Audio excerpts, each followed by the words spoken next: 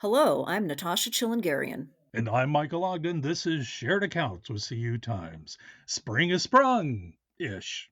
Check your local listings. This month on the pod, Natasha and I are spreading our sunshiny outlooks, depending on our moods, with you to profile the good things people are accomplishing. Those people sowing the seeds with their up with people attitudes that make this credit union world brighter and gooder.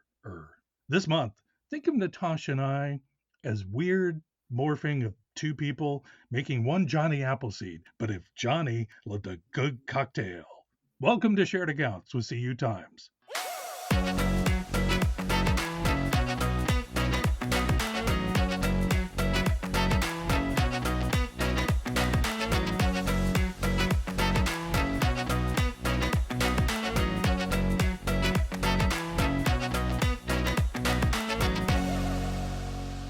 Coming up, we'll be talking with Mr. Sunshine himself, Ronaldo Hardy, President and CEO of the National Association of Credit Union Service Organizations, or NACUSO. He's coming up on a year since being named NACUSO's leader, and he's also getting ready to host his first NACUSO Network Conference on April 15th, Tax Day. First up, let's take a breather, take a break from the week, check in with Natasha. Hey, Ann, Hey, Michael. How's it going? how's California?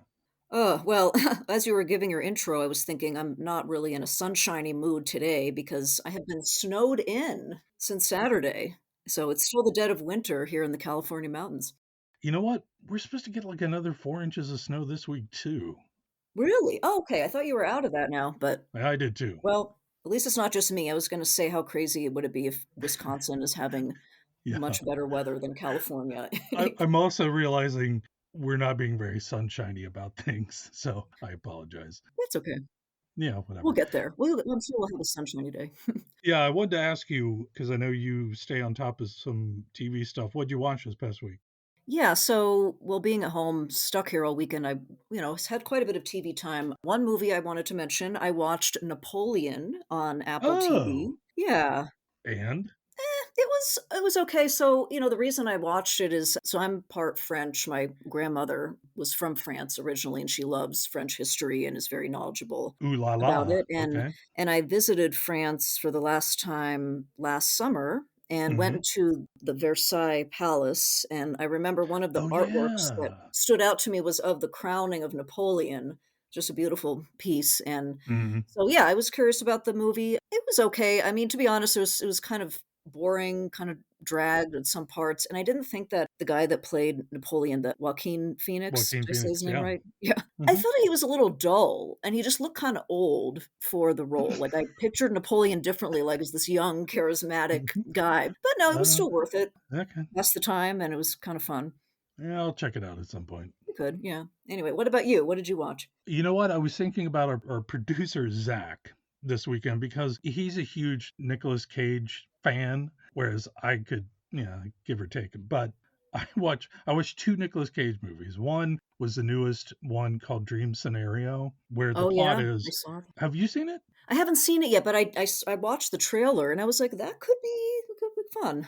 Yeah, the plot is he's a professor, and for some reason, a good percentage of the world is dreaming about him. He doesn't know why. Nobody knows why. Weird, yeah. It was a great concept, but I don't know. It wasn't that good, so not It worth it? wasn't great. No. Okay. I don't think I like Nick Cage so much. I gave it 2 stars on Letterboxd. The other one I did, though, I revisited, hadn't seen it since an art house theater in Ohio in the '90s, but I watched Leaving Las Vegas with Nicolas Oh, Cage yes. and Elizabeth Shue. Nicolas Cage should not have won the Oscar for that performance. Elizabeth Shue was amazing. Yeah. The end. That is where I stand on that. I gave it 3 stars. Okay, yeah, I watched that a few years ago for the Mhm. first time. I mean, very intense. Just I don't know, that Sure. ending was just haunting, just picturing Yeah. him in that hotel bed. Ugh, Yeah, I yeah, don't know. It was a yeah. bit distressing, but okay. She Alright. was so much better than he was. You hear Yeah. that, Zach? Okay, he'll talk to me about this later, I'm sure. All right, well, let's switch gears now. We hit on several topics today with our guest, including DEI, Mhm. CUSOs, credit union advocacy. He laid out his take on the next 3 years for Mhm. NACUSO, his organization that he's now been leading for the past year. But yeah, he's a leader of the organization that represents all of the CUSOs, credit unions. So Mhm. I would say the common thread of the topic for our interview was CUSOs. So I wanted to just ask you quickly, what are your thoughts on CUSOs in the industry? Well, he kinda hit on it in our discussion about that there's kind of been a brand problem Yeah, that he goes into, and it's something they're gonna start tackling on the CUSO's end, and I agree with that sentiment. I mean, there's so many CUSOs out there doing so many different weird things sometimes that right. we, as a news organization, have a hard time keeping up with what game are we playing with all these QSOs. So Right. I'm really hopeful, and it was one really great to catch up with Ronaldo. It's been a long time, and I'm really Yeah. glad he's in the position he is in to potentially help make the QSO message a bit more cohesive. That's kind of what I think. What do you think? No, I agree. I think, yeah, he talks a lot about how credit unions throughout the industry may not even fully understand what NACUSO offers and what it does. So he Hmm. kind of clarifies, and says that part of his work is going to be in clarifying that. But yeah, it's interesting with the CUSOs. I mean, there are so many. It seems like you could make a CUSO for anything. But I think, Many. in general, just to be positive about it, I think they represent collaboration within the credit union movement, which I think is nice. They Hmm. represent, okay, multiple credit unions can get together and make something that credit union with fewer resources can now do just from the result of that concept of working together instead of Yeah. separating and competing. So I think that's Yeah. the sentiment. I think is definitely from a good place. But he explains it a lot better than we do. So let's go ahead and get into our interview now with Ronaldo Hardy. We talk about a lot of things, talk about the future of NACUSO, his continued work with DEI efforts and his take on DEI in the industry. And he also talks about how he plays a lot of different roles in his life. He's, obviously the leader of NACUSO. He's also the leader of a church in Louisiana. Hmm. He's also a dad, has a family, and he Hmm. he talks about how his whole purpose is being a builder of people, and that translates into all those areas. So I thought that was kind of a Hmm. nice way to sum it up. Anyway, Yeah. we have a lot of that coming up here next. Hey, listeners, I wanted to take a minute to share with you some information on our Tech Solutions Showcase webcast series. It's a mouthful, but it's really cool. If you haven't joined one yet, I encourage you to take a listen. In a nutshell, or if you have an allergy, in short, these tech focused webcasts will address the hottest tech trends and challenges and include tech industry leaders sharing their best practices as it relates to tech's prominence in our industry. We also offer vendors and suppliers an opportunity to share their solutions and expertise with some attractive sponsorship opportunities. So the first showcase is scheduled for, check its calendar, April 23rd. So mark those calendars. Visit cutimes.com/webcast to register for what will be an informative and valuable hour.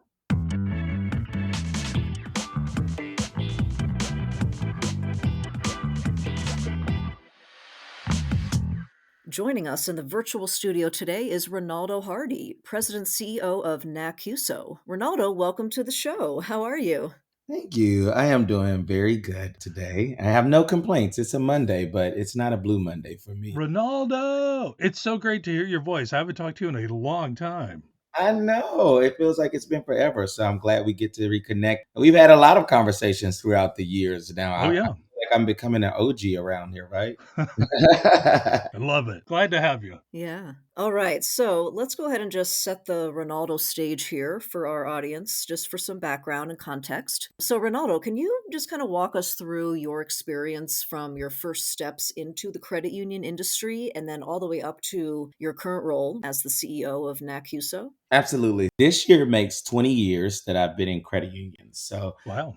I've been in financial services for a total of 22 years, starting directly out of high school at a community bank. I got to credit unions, as does I feel like almost everyone, unless they had a parent or somebody that worked in the industry. We all have this accidental entrance into this space that is very purposeful.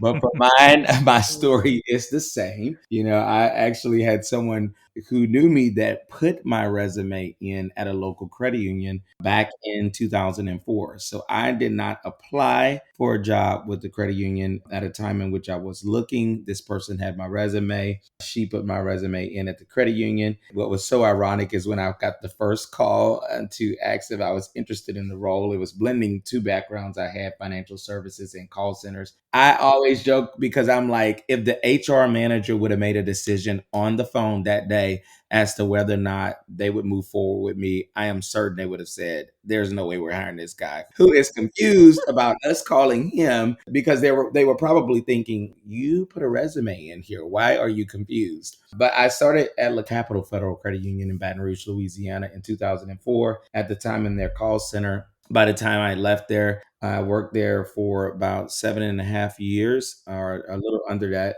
And I held seven roles during that time period, which gave me an opportunity to get a great sense of all different aspects of how credit unions function because I had worked in so many different departments and gotten an opportunity to see them. In 2010, I had quite an experience from a career perspective. I participated in, and it was covered by you all at the time, Hmm. but I participated in the inaugural round of Next Top Credit Union Exec, which Hmm. was a competition that Q's put on. I would go on to win the regional round of that competition, advancing to the national round. And I ended up being the runner up of that competition. Patina Hall, who actually won year one, decided that she wanted to share her prize because she really had the credit union spirit in her heart. And that's how I Oh, got announced as the runner up. It became a beautiful story for all of the trade press to tell. So I really benefited from her doing something so amazing. And my story began to be told to the industry. I would go on to become a crasher in year two of the crash program, which is crazy because I'm like, oh, I'm just getting so old now, right? 2011 was year two of the crash program, and I had an opportunity to crash the GAC. And the reason why these two events were very important is because I believe they really springboarded my career from doing Next Top Credit Union exec, going on to crash, and hmm. having to do a project in response to attending crash. Actually, for my project, I chose to start the Louisiana Credit Union League's Young Professionals Network. Hmm. And we Nice. became the fastest growing young professionals network in terms of state leagues. We began to consult with other states, helping them to form theirs. Actually ended up having me chair their inaugural Young Professionals Committee and help to launch their conference. But as all of that was happening and people were becoming familiar with me, I also then got the opportunity to become CEO for the first time in 2011. I was 27, literally a year to the date of the Next Top Credit Union exec competition. So I led my first credit union for nearly 5 years, Shell Geismer Federal Credit Union, before getting the opportunity to be the CEO of Southwest Louisiana Credit Union. Did that one for 3 years and would have actually stayed there much longer because I loved what we were doing there. But that credit union happened to be 2.5 hours away from my home. So for 3 years, I drove 5 hours a day My because I gosh. Oh, loved wow. I was doing. And then I got an opportunity to join the ownership team of CU Strategic Planning, Hmm. where I spent 4 years as one of the six owners of that firm before joining NACUSO on August 1st. So today is actually 8 months into my journey of being a part of NACUSO. But I have had a very fun career in credit unions. Now that career has led me to being CEO of two credit unions. I've worked as a service partner on the consulting end, and now I'm on the association end of what we do, leading the QSO. And I'm loving the work that I've been able to do. I'm loving the work that I am doing now. And I can't wait to see what I will have the opportunity to continue contributing to this industry many years to come. Yeah, and I appreciate all the context you just gave us because that's really what we kind of wanted to talk about with you, at least in part today. You've been at NACUSO for nearly a year, and Yes. the journey you just described, that's what has been interesting in my head about what kind of roadmap you are now creating for this still kind of new organization for you. What are you building there? I am excited about what we're building. And I'm excited because at our conference, we will introduce our vision forward. But I can tell you this, our strategic priorities have been identified, and we will continue working around these strategic priorities for a long time. As a matter of fact, I think our objectives will evolve over time underneath Mhm. those priorities, but I think the priorities will be able to remain with us for the foreseeable future for sure, but I believe for an extended period of time. And they are to cultivate collaboration, inspire innovation, and strengthen sustainability, both for our organization and also for the industry at large. And when I consider what we actually represent to the credit union movement, we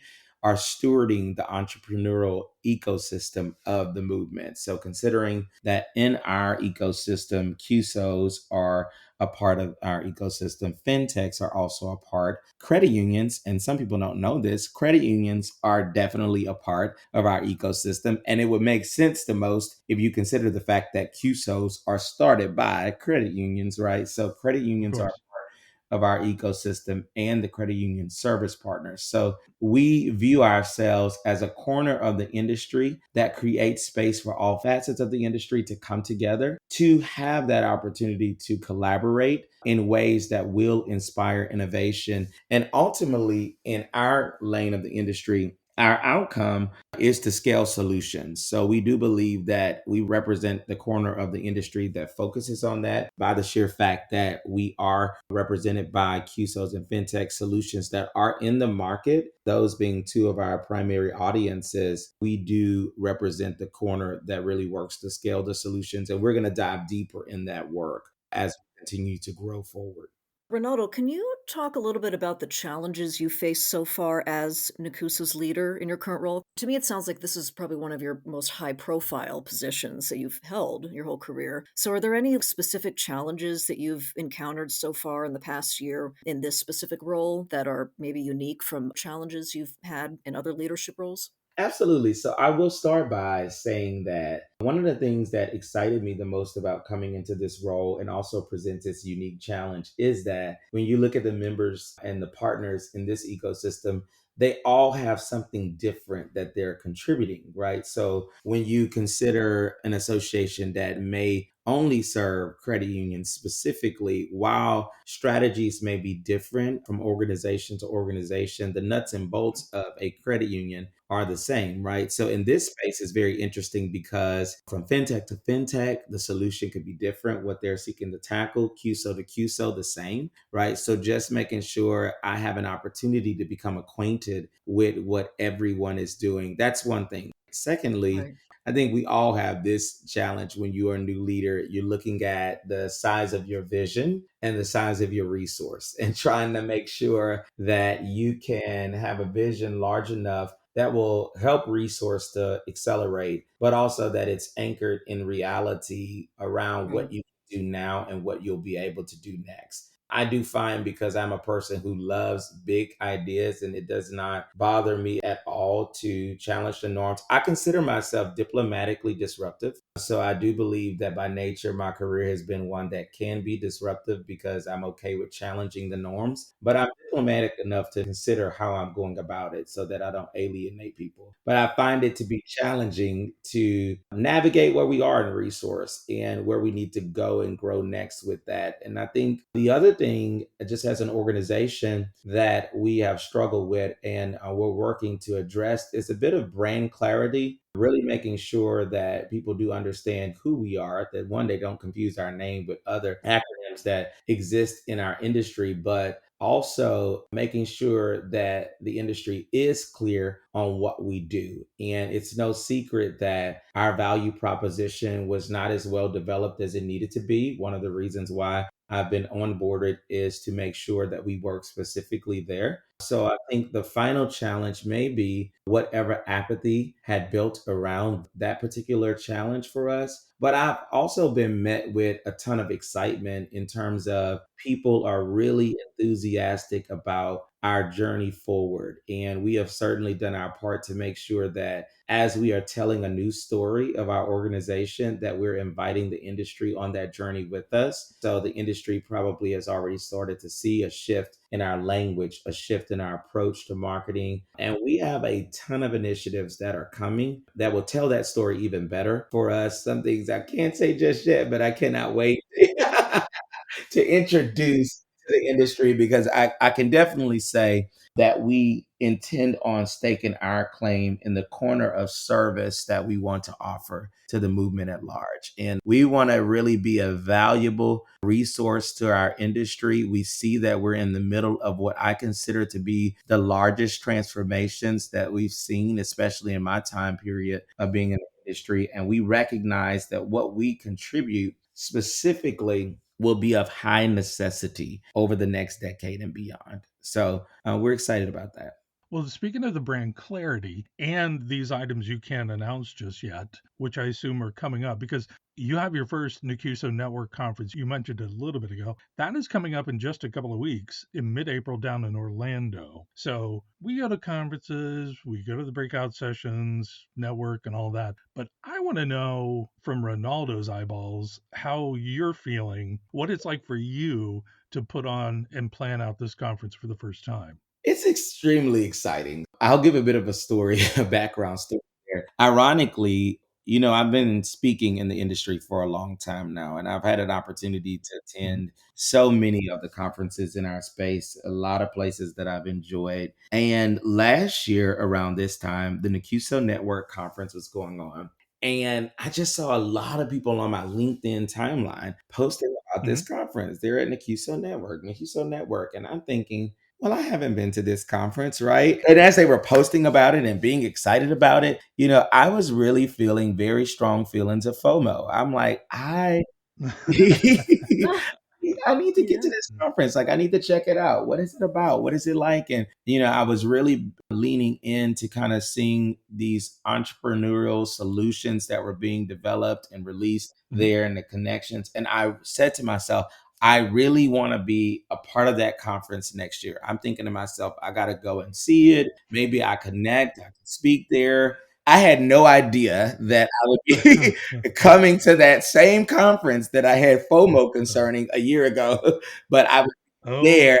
the irony. You're right. Right, the Wow. irony there. So I'll be there as CEO. But it's very interesting being on this side because I've gotten the opportunity to speak in so many conferences. It's so interesting to be on the side of planning one and having to be that top leader, if you will, at a conference. I'm excited. I think in some ways we'll have a ton of fun. I keep joking about, I'm like, oh Lord, y'all messed around and gave me a conference.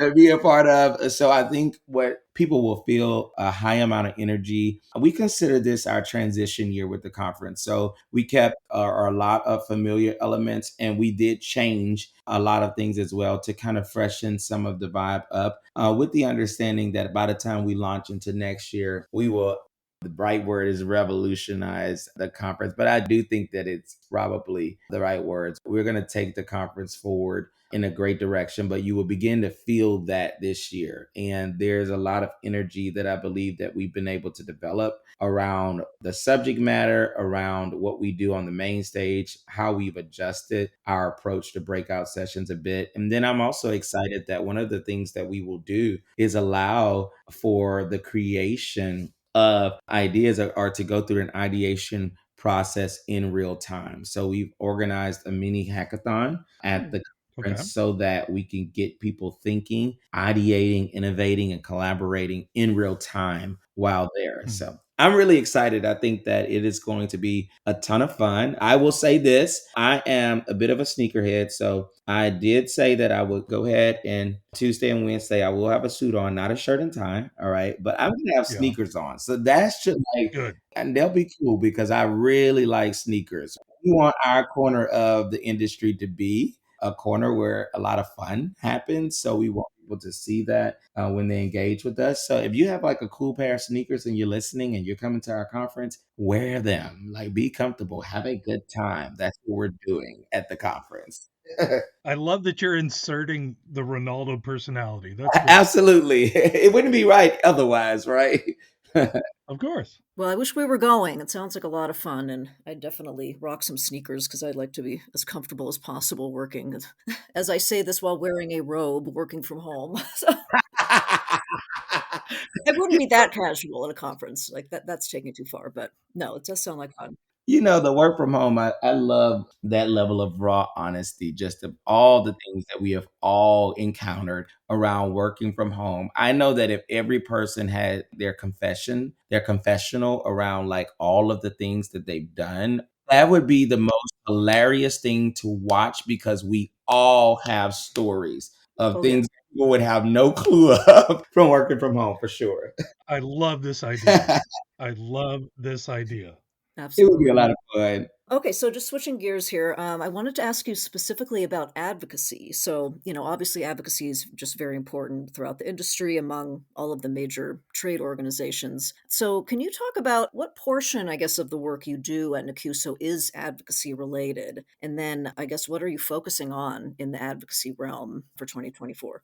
So I can say this to you. Advocacy is definitely a big part of the work that we do. And we typically focus more on regulatory advocacy as, our ecosystem is more routinely impacted by that. There are Mhm, scenarios that maybe legislative advocacy would make sense if it grew to that, but regulatory is more in our repertoire. I will say contained within our strategic plan for the next 3 years, we actually have listed an objective underneath our strategic priority to strengthen sustainability. And the objective that we have there is to advocate for a regulatory environment that strengthens opportunities for CUSOs, fintechs, and credit unions. So, what we're looking at is when we are working on our advocacy, we really are advocating around innovation and access to such, right? And so, there are some things that do matter to us that we love to see going forward. We love for credit unions to have their opportunity to invest in fintech. So those are conversations that we're having.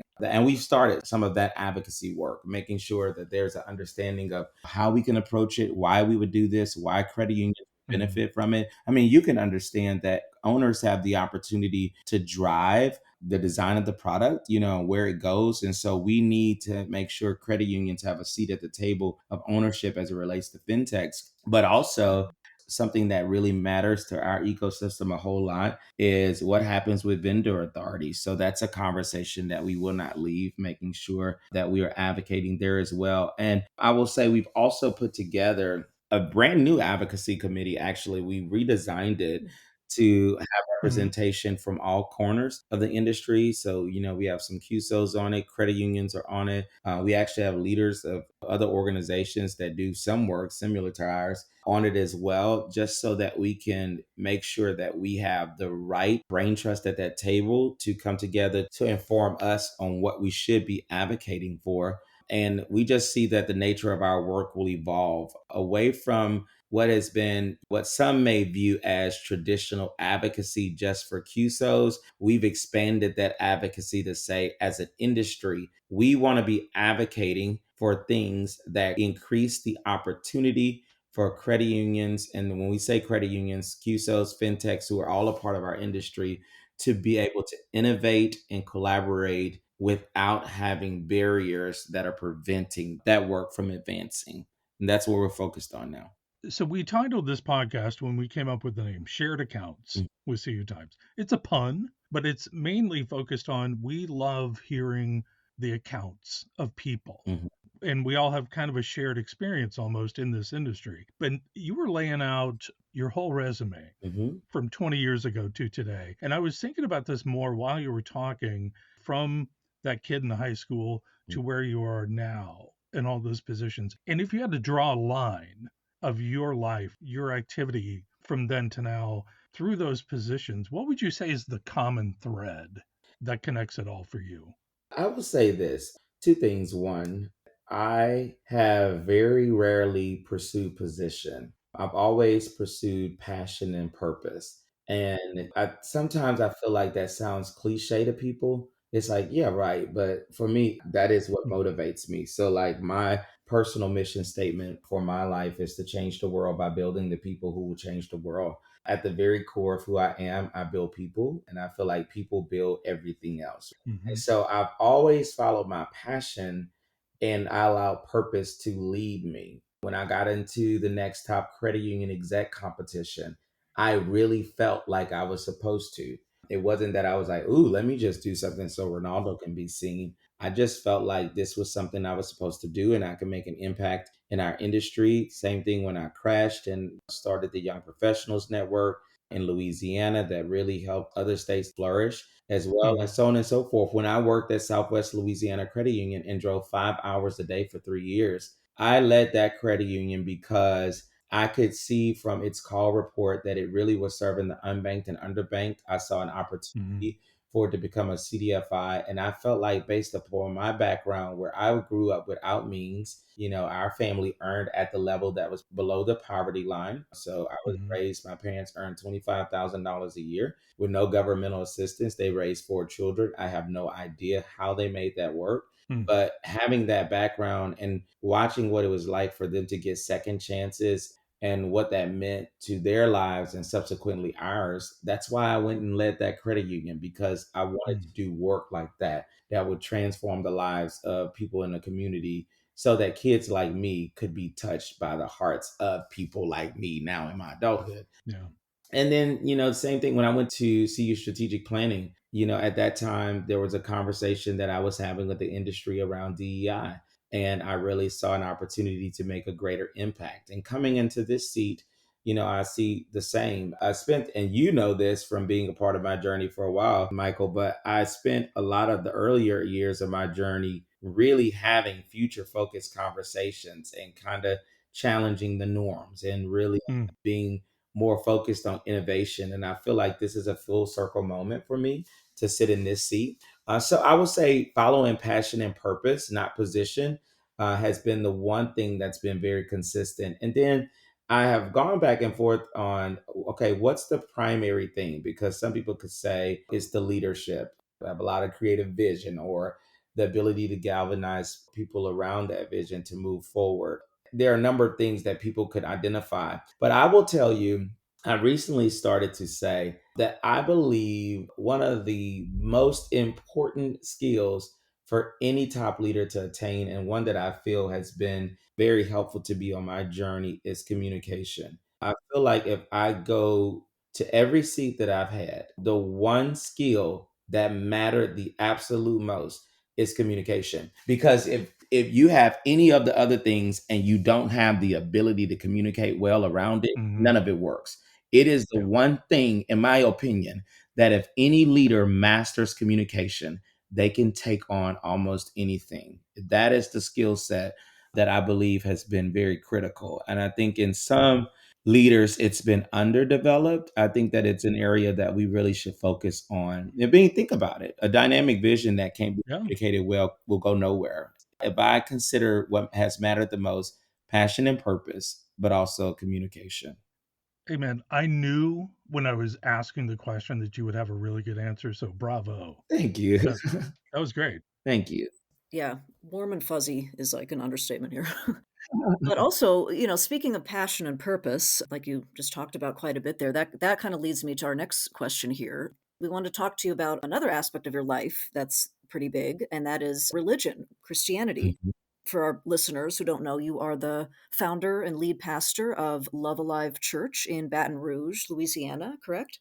Yes, that is correct. Yeah, so can you tell us a little bit about that aspect of your life? And then, how do you juggle two careers at once? Because here you are, you have two CEO roles. I mean, when do you sleep? Like that sounds wild. I'm glad that you acknowledged that too, in that I think so many people don't realize that the pastor's role is CEO of that organization, Right. especially being a Oh, founder as yeah. well. So I will say this, a part of my background, my parents became pastors at the age of 5. So that background that I had in terms of being raised with an income below the poverty level, it was because my parents left from earning six figures as entrepreneurs, and they felt that God was telling them to give their whole lives to pastoring. And so they gave up what they had. And I feel the work that they did was extremely noble, and just understanding the sacrifice that went alongside that. So I've been raised in the church all of my life. My parents have been pastors since I was 5.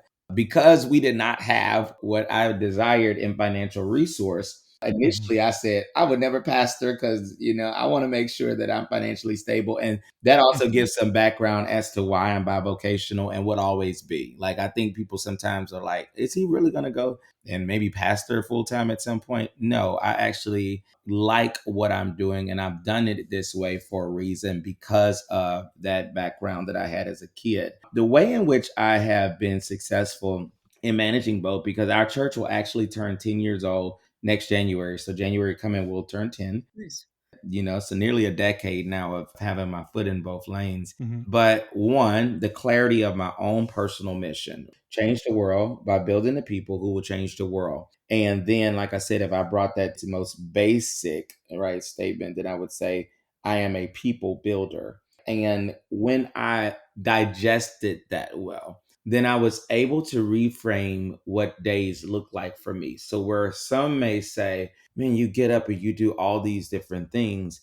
I've reframed that in my mind. And I say that I do one thing many different ways. So I get up every day to build people. That happens in my household, here and the kids that I have, my wife and I. That happens in my community. That happens at the church. That happens in my profession, in my vocation here in the credit union industry. But I look at every seat that I occupy as an opportunity to build people. And by doing that, it's given me this ability to not feel like my life is always cluttered. It doesn't feel that way to me. It feels like Mhm. I'm waking up to follow my purpose and passion daily. And I'm doing this one thing. I just have the opportunity to do it many different ways. The second thing I will say is that because I love building people, my strength is in people development, specifically leadership development. My master's degree is in human resource education, concentrating in HR and leadership development specifically. So I spend a lot of time cultivating leaders and really getting them into a position where they can thrive, where they begin to trust their decision making, where they can accelerate around their own ability to develop vision, where they are growing and flourishing around communication. I am a leader that manages to the end, not the means. However, I do say, listen, the means have to be ethical, right? So Mm. I for unethical means, but I manage to the end. And that's also so that others can see their decisions in action. If you are giving them every step of the way, then they never gain confidence in their own ability to execute. So those things really advance someone's development in ways that does free me up so that I don't have to do every little thing. I've continued to grow and nurture people. They're able to succeed, and I'm nurturing the next set, and so on and so forth.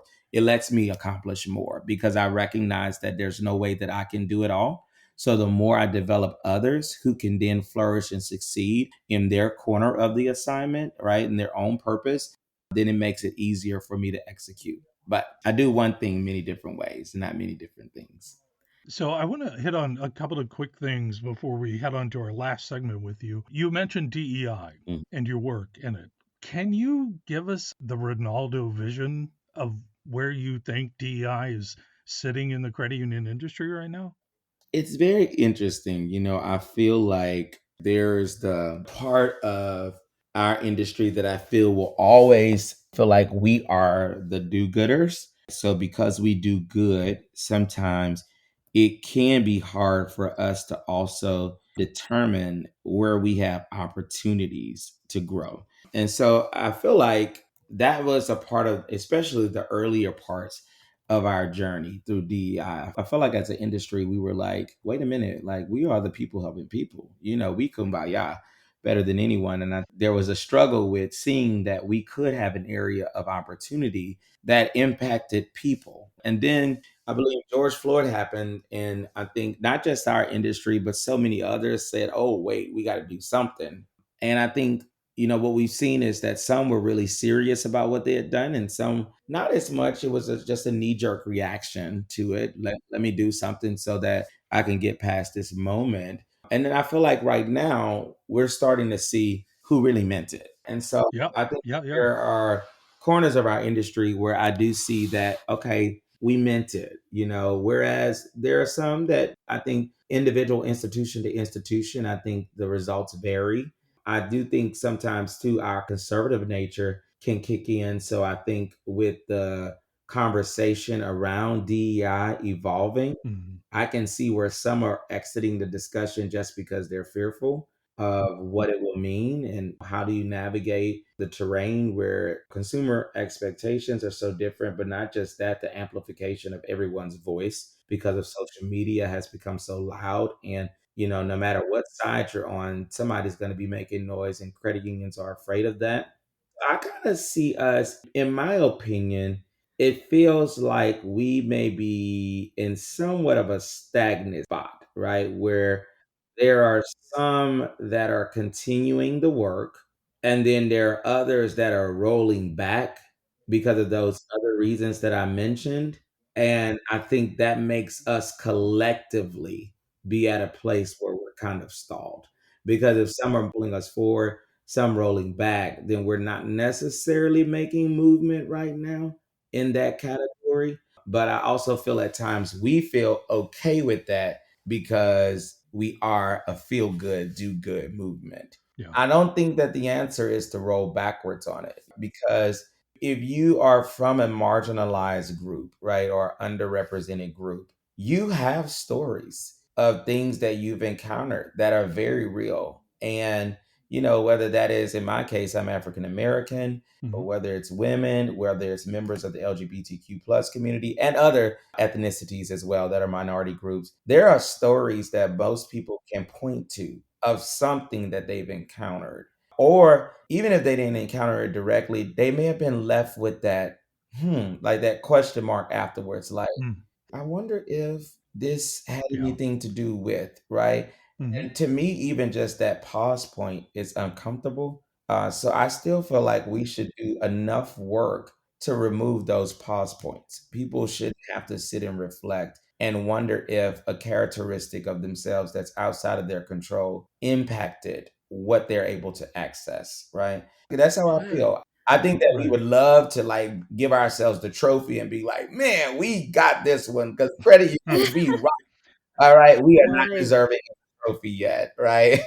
But I'm also not gonna say like we haven't made any strides or tried to do the work. I think we're stuck Mhm. because I think that there are some that are rolling backwards out of fear because they're conservative and the conversation has adjusted around it, and some are forging ahead. Collectively, I'd love to see us be able to do more.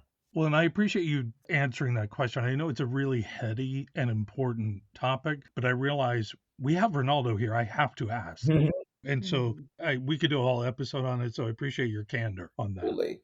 Yeah, I appreciate it as well, and sounds very accurate to me because it seems like there was this huge splash of it in 2020, and now we're not hearing as much, and we're kind of wondering what's going on, but I think you characterized it well. Let's hope that, some of them will come out and try to halt the stagnation, be the anomalies, not just follow the crowd of, okay, everyone else is scaling back, so that must be okay.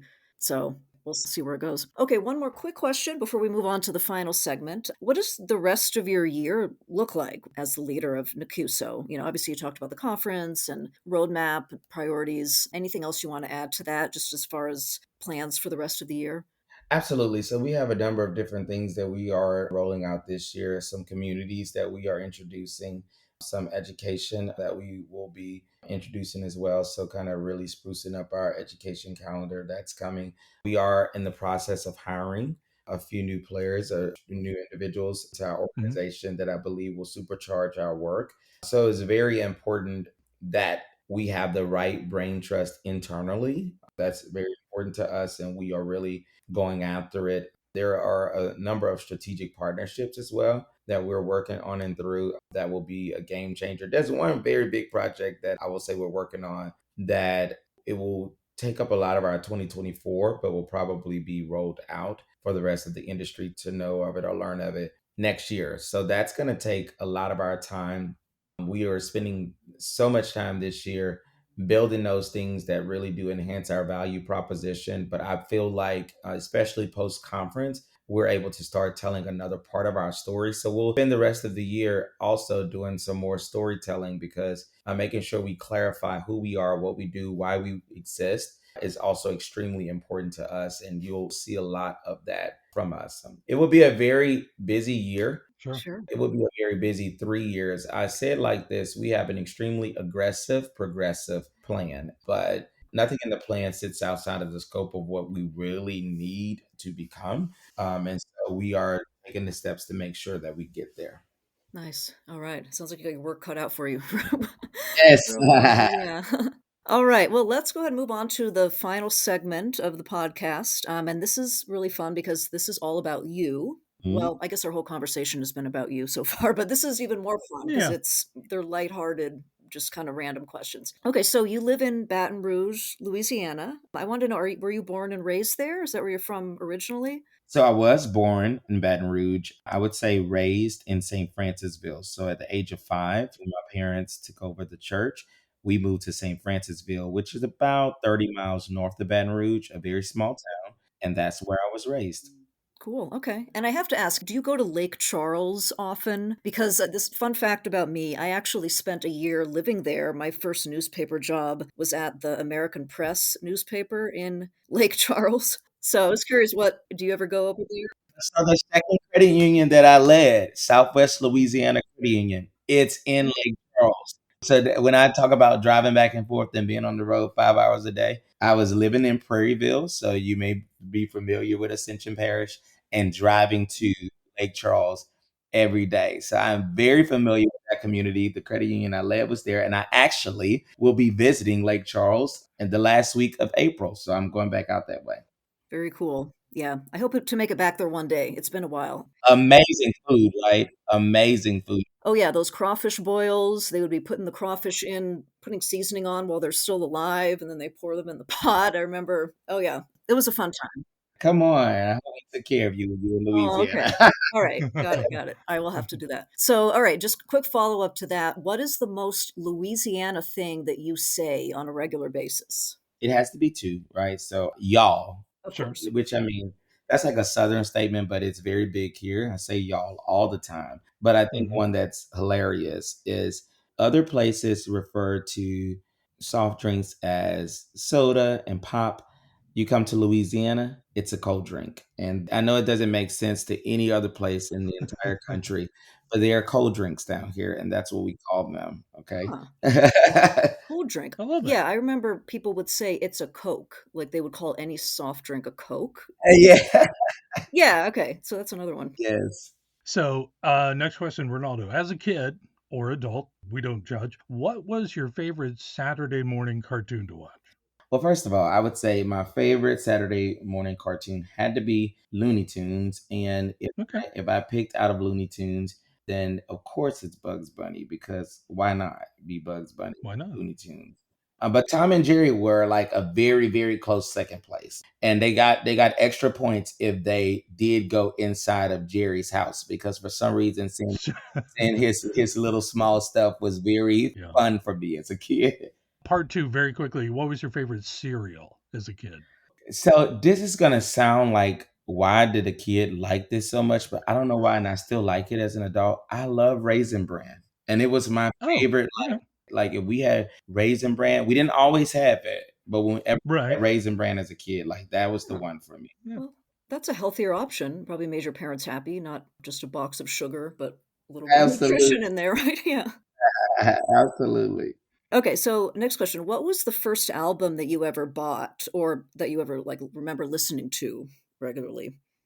It had to be when I was a kid. So when I was a kid, we could only listen to Christian music. So I can listen to secular music growing up, even though I let my kids listen to some of everything now these days. Yeah. It had to be a CC Winans album. Oh, CC Winans. Yes, Sure. I'm such a big fan of the whole Winans family, but CC Yeah. Winans is she's amazing. I was raised Southern Baptist, so I know who CC Winans Okay, is. you know what time it is, right? Yeah, yeah.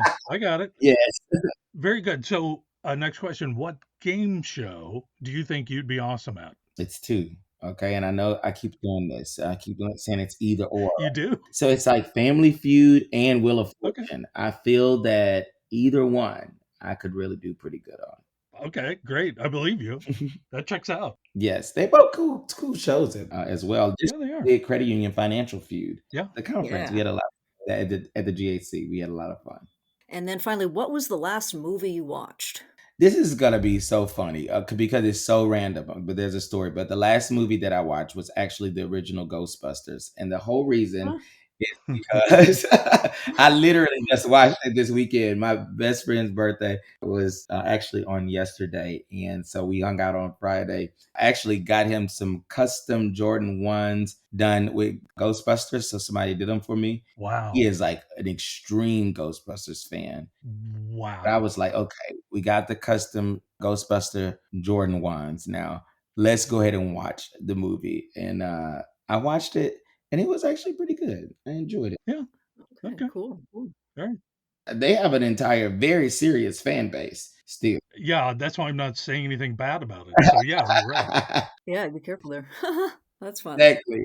All right, and then just to close out here, Ronaldo, where can people find and connect with you? Just for our listeners, if they'd like to get in touch with you, where would you recommend they go? Absolutely. So I'm on LinkedIn. You can search me there, Ronaldo Hardy. I mean, I'm on multiple social media outlets. I will say you see the same version of me, but different versions in different places, if you will. You might see some Mhm. more of a, you'll see most of the professional Ronaldo on LinkedIn. If you want to learn more about my family or church, Instagram, Facebook, I'm in all of those places. And if anybody wants to get in touch with me and wants to shoot me an email, Ronaldo at NACUSO.org. Okay, awesome. Well, Ronaldo Hardy, President CEO of NACUSO, thank you so much for popping in with us today. This was a lot of fun. Thanks, Ronaldo. Thank you. I had a lot of fun. This is great.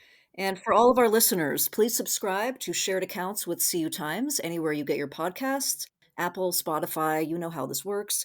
And please rate and review the show. It helps us a lot. And for those of you with questions or comments for us, feel free to email me over at nchillingarian@cutimes.com, or you can email Michael at mogden@cutimes.com. Also, this month, exclusively on our executive briefing for subscribers only, we are analyzing credit union and fintech partnerships. It's a revealing look at the tech connections being made inside the industry. You can subscribe to the executive briefing at cutimes.com/subscribe. New topic each month comes right to your inbox. Again, check it out at cutimes.com/subscribe. Thank you so much to our producer, Zach Nyheisel. Join us again next week for more shared accounts with CU Times. Until then, thanks for listening.